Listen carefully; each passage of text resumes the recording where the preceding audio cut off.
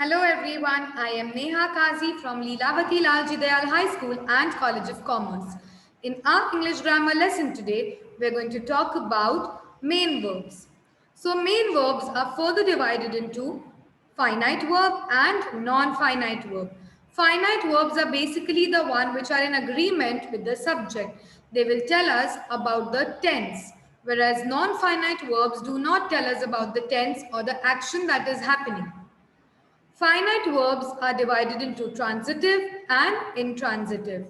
Non-finite verbs are divided into infinitive, participle and gerund.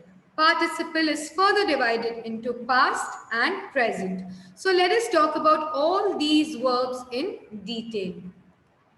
So we'll first discuss what transitive and intransitive verbs are. So transitive verbs are the ones which require an object to complete its meaning. For example, the patient needs medicine. So if I just say the patient needs, it will still look incomplete. So this verb needs will actually require an object to complete its meaning. So the patient needs medicine. So transitive verbs are always the verbs which will require an object to complete its meaning. Then we have intransitive verbs. Intransitive verbs are the ones which do not require an object to complete its meaning. For example, the child smiled.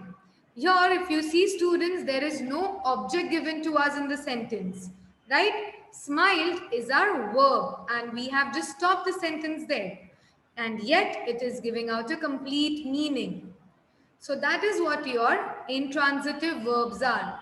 So students, transitive, you remember that there has to be an object, whereas intransitive, there is no need of an object to complete its meaning. So that's about our finite verbs. Now let us see what do we have in non-finite verbs. Now this is where you generally get the questions in exam.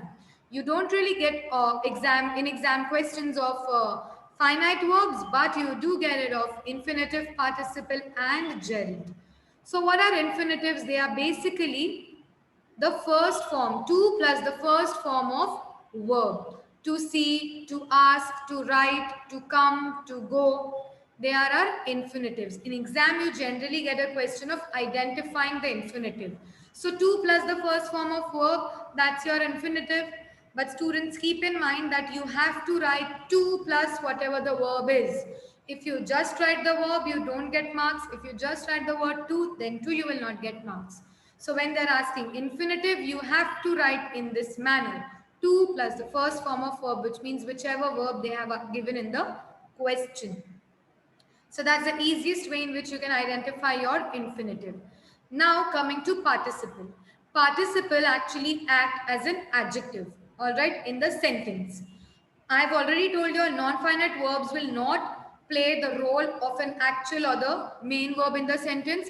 They will not tell us the tense, all right, nor the action that is happening. So participles actually play the role of an adjective in the sentence. So past participle, we have stolen, written, played. All right, here we'll have ENED words. Present participle, we will have ING. So the book is kept on the dining table. Which table? Dining table. Correct? He is a retired officer. Which officer? Retired officer. So here if we see in both the sentences, the word retired and the word dining were both talking about a noun. They were giving us more information about a noun. Correct? So they become our participle. It was in EDEN form and present was in the ing form. But no action was actually happening with these words, right? They were describing a noun. So that is what our participles are. All right, students? Then the next one we have is gerund. Now, gerund are verbal nouns. They will act as a noun in the sentence. So either they'll be in the subject position or in the object position acting as a noun. This is basically similar in formation like present participle, which means these words will also end in ing. All right. But here again, when in exam you get a question, identify the gerund in the sentence, the verb plus ing word will be your gerund, which will be in either subject or object position. Swimming is my hobby. All right. So here, swimming is my hobby. There is no action which is happening. All right. We have just used swimming as a noun. I love cooking.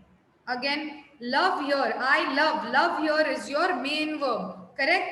Whereas cooking is our gerund in the sentence. Alright, it's in the object position acting as a noun. So that's all, students, for your main verbs. I hope you all have understood this. Thank you so much.